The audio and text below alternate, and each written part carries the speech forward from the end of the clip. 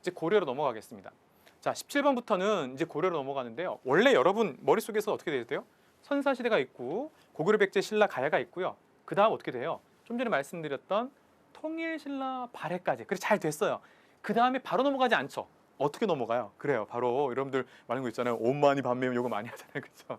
네, 그래요. 바로 후 고구려, 후 백제, 그리고 이 고려, 그리고 여전히 신라가 있는 우리가 보통 얘기하는 후삼국 시대가 있는 거죠. 그래서 바로 궁예, 견yon, 왕건 이 세 사람에 대한 얘기 빼놓을 수가 없겠다. 그런데 실제로 만약에 그게 시험이 난다고 한다면 지방 호족에 대한 얘기가 나올 가능성이 많아요. 그렇죠? 그러니까 지방 호족 그리고 육두품 그리고 선종 이 세 가지가 결합이 되면서 반신라적 분위기가 형성이 되는 것이 나오고 그런데 지난 2개년에선 이를 뛰어넘고 바로 고려로 가요. 그럼 여러분들 고려하게 되면 사실 세 사람으로 압축이 되죠. 뭐냐? 태조 왕건 얘기 안 할 수가 없다. 그렇죠? 자, 태조 왕건 볼 수 있겠고 그 다음에 광종 얘기할 수 있겠고요. 성종 얘기할 수 있어요.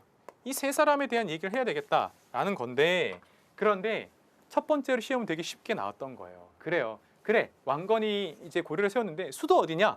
그러면 송악 즉 개경이다라는 정도만 여러분들이 맞춰주면 되겠다라고 보시면 되겠습니다. 그래서 기본적으로 아주 개경에 대한 얘기 나왔다라는 정도만 알아주시면 되겠죠. 그럼 여러분들 특히 이과 학생들 그래 신라의 수도는 경주 그렇죠? 예, 그다음에 고려 수도는 개경, 예, 조선의 수도는 한양 바로 한성이다 이렇게 여러분들이 쉽게 구분할 수 있겠다라고 보시면 되겠죠. 그리고 태조 왕건하면 여러분들 서경 바로 북진 정책의 기지로 삼았다. 훈요 10조를 남겼다. 이런 것들이 등장하고요. 그다음 바로 불교 행사인 연등회와 팔간회를 빠뜨리지 마라. 이런 얘기를 하게 되는 것이죠. 그리고 여러분들 시험에서 많이 나온 건 바로 고려 광종이냐 고려 성종이냐에 대한 얘기가 많이 나왔다라고 보시면 되겠습니다. 자, 18번째부터 한번 여러분들 또 문장으로 한번 가보도록 하겠습니다. 고려 성종 때 나오죠. 그럼 이제 여러분들 제가 이제 지난 시간에 태조 왕건 아니면 광종 아니면 성종 말씀드렸는데 자 집중적으로는 결국 이런 거예요. 고려 전기다. 자 고려 전기에 대한 얘기 나오면서 고려 전기에서는 결국 태조 왕건은 제가 지난 시간 했으니까 빼고 그러면 광종이냐 아니면 성종이냐 이렇게 나눌 수 있겠다라고 보이고요. 광종은 굉장히 역사적인 인물이자 논란의 인물이에요. 그래서 그만큼 또 어떻게 보면 드라마틱한 인물이기도 하죠. 그래 실제로 드라마에서도 나오기도 했었고 광종이 나왔었죠. 자 그런데 광종의 핵심 이런 거예요. 내 밑으로 다 모여 이런 거죠. 네, 그래서 왕권 강하다라고 보시면 되겠죠. 그래서 내 밑으로 모여 해야 돼요. 그런데 사람들이 자기 밑으로 잘 안 모이려고 해요. 그래? 그러면 이제부터 옷 입힌다라고 해서 바로 관복제를 실시하는 거예요. 그리고 광종 같은 경우 왕권 강화 핵심이니까 그러면 기존에 있던 세력들을 많이 이렇게 숙청도 했어요. 그래서 어떻게 보면 좀 피를 불렀던 그런 왕이기도 합니다. 그런데 광종했을 때 수능에서 패턴화된 거는 조금 전에 왕권 강화 관련해서 야 너희들이 갖고 있는 불법적으로 노비가 된 사람들 내가 다 조사할 거야. 조사하다란 말이 안검이란 뜻이에요. 검사할 거야 이런 거예요. 노비 안검법. 그래서 내가 조사해서 불법적으로 노비가 된 자 다 풀어줄 거야 이런 거예요. 내 사람으로 만들 거야. 이렇게 된다라고 보시면 되겠고요. 자, 그다음 또 하나 내 밑으로 보이는데 잘 안 보여요. 야, 그럼 난 내 사람 뽑겠다. 또 비슷해요. 그러면 확실한 내 측근을 뽑겠다라고 해서 새로운 시험을 보는 거예요. 과거제인 거예요. 과거제라는 말은요, 원래 여러분 또 이제 수능 보는데 각 영역별이란 말도 쓰지만 영역이란 말은 여러분 사실은 좀 어렵고 어떻게 돼요? 과목별이라고 하잖아요. 그래요. 과목별이에요. 과목별로 시험 봐서 뽑겠다. 거가 선거하다는 얘기, 뽑겠다는 얘기거든요. 자, 그래서 과목별로 시험 보겠다는 거예요. 네, 그래서 바로 과거제를 도입했다. 이 두 가지가 핵심으로 나오는 거예요. 자, 그런데 성종 자체가 그렇게 드라마틱한 인물은 아니에요. 그래서 성종 자체가 아까 말씀드린 것처럼 사극의 주인공 나오거나 그러진 않아요. 그런데 성종은 이런 거예요. 야, 이전 시기에 보니까 조금 이렇게 많이 피를 불렀어. 좀 숙청도 있고 했는데 좀 우리가 다 같이 좀 이렇게 사회가 안정화돼야 되지 않겠니? 그러니까 너희들은 나한테 좋은 방안 있으면 좀 아이디어 좀 내봐 이런 거예요. 물론 이게 이제 제가 이제 여러분들한테 쉽게 말씀드린 거고 사실 이걸 이제 조금 점잖게 좀 어려운 용어를 쓰게 되면 국가 정책에 대한 제안을 해라. 그래서 국가 정책을 위해서 제가 제안을 하겠습니다라고 해서 성종보다는 최승로가 나오는 거죠. 그렇죠? 그러면 최승로가 시무 28조라고 해서 굉장히 많이 이제 건의를 했어요. 이건 이렇게 해야 되고 저건 이렇게 해야 되고 막 했어요. 그럼 성종 입장에서는 오 좋아. 그런데 이 중에서 요거 해갖고 이러하게 해야지라고 실제 했던 것들이 수능에 나오는 거예요. 자 그러면 둘 중에 한 명이 광종이냐 성종이냐 그 둘의 정책에 대해서 여러분들이 비교할 수 있어야 되겠다라는 거예요. 그런데 18번째를 보니까 딱 이런 거죠. 고려 성종 때 딱 힌트 줬어요. 성종 주고 그다음 최승로 힌트 줬어요. 벌써 여기서 힌트를 다 준 거예요. 그러면 무엇을 설치했다라고 보시면 되겠어요? 아 지방에라고 했는데 이때 이제 최승로가 그런 거예요. 자 그러면 지방에 아직까지도 왕의 말씀을 안 듣는 사람들이 많아요. 그러니까 왕의 말을 그대로 전할 수 있는 관리들을 파견을 하십시오라는 거죠. 그렇죠? 이걸 우리가 어렵게 뭐라고 하냐면 중앙집권 체제라는 거죠. 근데 많은 학생들이 사실은 중앙집권 체제를 굉장히 어려워해요. 그게 뭐냐면 야 내일 10시부터 뭘 하겠다라고 하면 그 각 지방 모든 곳에 동일하게 10시부터 뭔가를 해야 되는 거예요. 근데 이게 예를 들어서 아유 우리는 11시에 할게. 우리는 오후에 하자. 이러면 왕의 명이 서지 않은 거잖아요. 그렇죠. 따라서 왕이 내 말 듣는 사람 가서 야 10시에 똑같이 이래야 되는데 아는 사람들 다 벌 주고 네가 확실하게 시행해 라고 자기 편애를 보내는 거예요. 이게 또 다른 어떻게 보면 중앙집권 체제가 되는 거겠죠. 자 그래서 최승로가 건의하는 거예요. 지금 지방이 나름대로 지방을 행정구역으로 나누고 그래서 거기에다가 12목을 나누고 나서 여기에다가 지방관을 파견하세요 라고 했던 거예요. 그래서 12목이 나오는 거예요. 자 그래서 그 의미를 여러분들이 알아두셨으면 좋겠다. 뭐 이외에도 여러 가지가 있어요. 최승로는 불교 행사 좋은데 이거 너무 이렇게 지나치게 국가 비용이 많이 들으니까 좀 줄입시다 이런 얘기도 했었고 뭐 최승로는 그런 얘기도 해요. 이게 너무 우리가 중국 거를 수용하되 중국 거라고 다 좋은 거 아니지 않습니까? 우리 풍토에 맞아야죠. 그래서 우리 풍토에 맞는 걸로 좀 갑시다 이런 얘기도 하고 그런 것들이 시무 28조가 있어요. 물론 그 이전에 썼던 광종에 대해서 요즘으로 치면 조금 살짝 디스도 해요. 이거 너무 숙청 많이 하셨다. 그래서 이거 안 된다 이런 얘기도 했단 말이죠. 자, 그걸 여러분들 알아두시고 또한 뭐니 해도 정답이 12목인데요. 12목 갖고 이제 공부를 너무 많이 하는 학생들이 헷갈려요. 12목이었는데 이게 왜 갑자기 또 5도 양계인 거예요. 선생님 5도 양계에 보면 눈을 씻고 찾아봐도 12목이 없어요. 그렇지 이거는 먼저 했었던 성종 때 일이고 이건 그 다음이니까. 자 무슨 얘기냐, 정책이라는 것들이 조금 더 이렇게 세련되게 다듬어지겠죠. 그렇죠? 여러분들 그림 그릴 때 먼저 이렇게 크게 그리다가 저렇게 조금 더 세밀하게 그릴 거 아니에요. 마찬가지예요. 그러니까 고려 전기라는 상황 속에서 12목을 만들고 여기 지방관을 파견하다가 그러다가 구체적으로 5도 양계라는 걸 만들게 되는 거죠. 그렇죠? 이게 고려인 거죠. 양계는 둘양자예요. 이게 참 재미난 건데 그냥 여러분들에게 별거 아닌 것 같지만 그 중국이나 우리나라나 둘이를 잘 안 쓰는 거예요.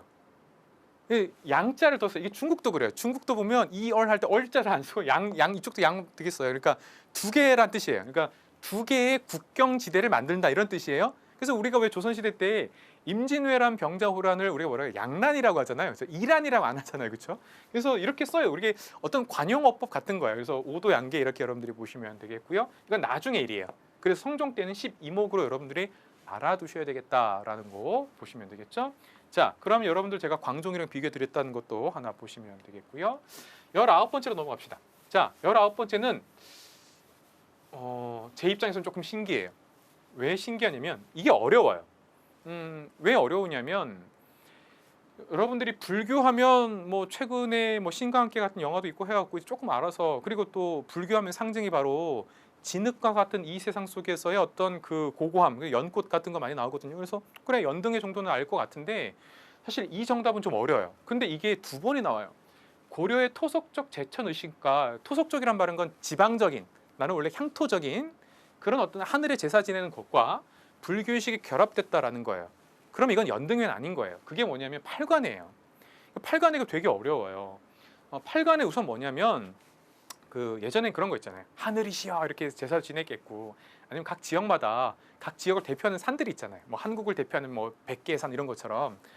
그래서 그런 산에다가 산에 우리 민족 입장에서는 산신령이 산다 이렇게 생각할 거 아니에요. 그러니까 이제 산신령한테 제사 지냈겠죠. 예를 들어서 이런 것들이 결합된 거예요. 그래서 원래는 명산대천이라고 해요. 명산대천. 이름난 산과 큰 강들의 신들이 있는 거예요. 여기서 이제 원래 제사를 지냈던 거예요. 근데 이게 이제 불교랑 결합되기 시작하는 겁니다. 그래서 팔관해가 등장한다라고 보시면 되겠고요. 그런데 선생님 왜 팔관해를 자주 내는 거예요? 조금 전에 말했던 개념 속에서 보셔야 돼요. 제가 무슨 얘기했죠? 지난 시간 말미에 태조 왕건이 훈요 10조라는 것을 남겼는데, 물론 훈요 10조는 나중에 이제 재정리돼요. 그런데 훈요 10조에 보면 나온단 말이죠. 우리 불교 국가다. 그러니까 연등회하고 팔관해를 빠뜨리지 마라. 이런 얘기를 유언처럼 남긴다는 얘기예요. 자, 그래서 팔관해를 내는 거예요. 그런 좀 전에 제가 말씀드렸다시피 성종 때 최승로가 뭐라 그래요? 이런 행사들 때문에 너무 국가 비용이 낭비되는 거 아니에요? 라는 얘기도 한다는 얘기죠. 그래서 이제 팔관해를 내는 거예요. 독특하게도. 자, 그 다음에 20번째로 넘어가 보도록 하겠습니다. 20번째는요, 뭐랄까, 이 지방행정 제도에 대한 얘기예요. 제도에 대한 얘기인데, 우선 정답부터 한번 보면 고려의 특수행정구역에 여기까지만 다 학생들이 이렇게 움찔해요. 특수행정구역, 나 이거 안 외웠는데. 근데 이런 거예요. 향부곡, 뭐에 주민들은 세금 등에 차별받았다. 향부곡 요거는 고려시대에 있었던 특수행정구역이구나라는 거예요. 근데 이제 요게 뭐냐면 원래 기존에 있었던 통일신라 때까지도 향과 부곡은 있었어요. 여기도 원래 통일신라 때 보면 차별받았어요. 그런데 이제 고려시대 가면 하나 더 붙어요. 그게 뭐냐면 수공업을 담당하는 구역이에요. 그래서 그게 뭐냐면 바로 소예요. 그래서 우리가 보통 버릇처럼 향부곡소, 향부곡소 이렇게 암기를 하거든요. 근데 이 소라는 것 자체에 신경 쓰지 않은 학생들 입장에서 좀 어려울 수도 있어요. 우리가 이제 원래 고려 시대를 정치, 경제, 사회, 문화로 나누다 보면 사회에서 나온 것 중에 하나예요. 그러니까 당시의 사람들에게 사람들이 어떤 생활을 했을까? 그런데 일반 행정구역이고 일반 민인데 그런데 차별받았던 사람들이 있어. 그게 바로 향부곡 소민이야.